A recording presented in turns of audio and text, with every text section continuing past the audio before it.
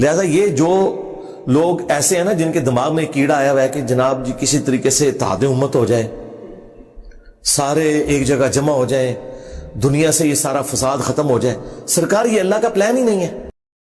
अस्सलामु अलैकुम वरहमतुल्लाहि वबरकातुहू।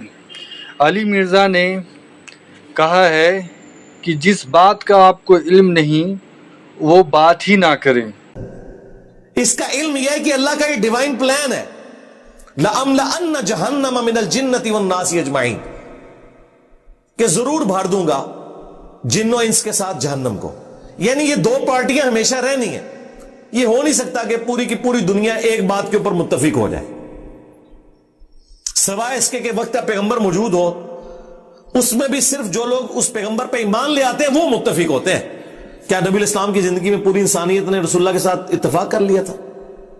नहीं।